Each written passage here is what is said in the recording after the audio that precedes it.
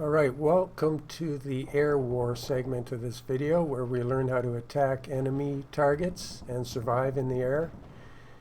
Right now we're at a proper little airstrip which has a paved runway, some air hangars and maintenance crews, and so what we'll do is we will, just for the sake of learning how to do it, we'll go to our side and select our guy, tell him to quickly look inside the vehicle over there. So hold down the X key, left click, and grab this fuel can. It has 60 units of fuel, and if I have him come over to this plane, he would then have the option to fuel up. So if we go to F3, click on the plane.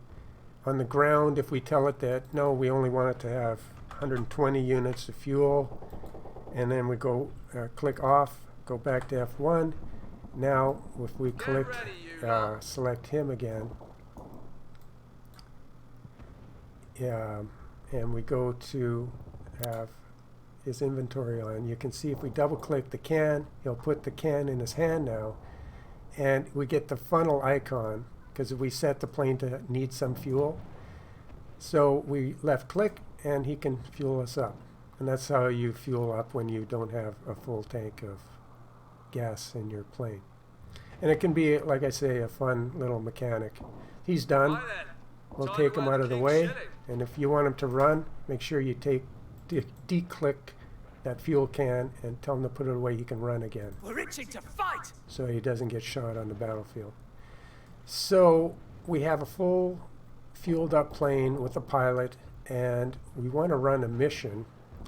And I'm going to go Alt F to turn off the fog of war, and now we reveal all the German side here, which is bristling with anti-aircraft and weaponry, which is protecting their town and their fuel depots and whatnot. And we see some of the things that are waiting to shoot us down, and they're very dangerous, such as over here we have a heavy flak 36, so an 88 flak, which is very good for shooting the aircraft out of the sky at a high altitude. We have up here, we have, if we go to the German side, so I can select things properly. So, alright, now we're in the German side. Now we have a flak 4-barrel. Let's just move the camera so you can see it. So we have a 4-barrel, very dangerous mid-flight height. It's very dangerous when you're flying kind of mid-height. So this is a 2-centimeter flak 38, stationary. We have some of the mobile German anti-aircraft equipment dug in over here, and flak Panzer IV, lethal to anybody flying low or mid-flight, but it takes longer for it to rotate to the target, so a little harder for it to lock on, but once it locks onto you, you're pretty much toast. Another example would be up here, these two weapon systems here. One of them is anti-air. Panzer IV Wiebelwind, I'm not sure, I'm probably not saying that right, but a 4-barreled mobile anti-aircraft system. If that locks onto you, you're going to be in trouble. And there's also low-level, quick-rotating small anti-aircraft such as this one over here, which can rotate quicker, and it can get you if you're flying low. And this is like the flak 38 mobile, little movable single cannon. And that will lock on quick, rotate quick, and if you're flying low, things like that can really destroy you quickly. Man. So that's what we face when you're going to fly your sorties into enemy space. And it's a great mechanic because all three of your weapon systems have pluses and minuses.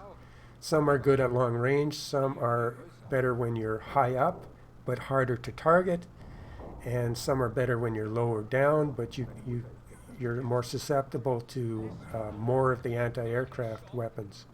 So there's a really nice balance in gameplay here, where your weapon systems are balanced out by anti-aircraft systems that are also balanced out.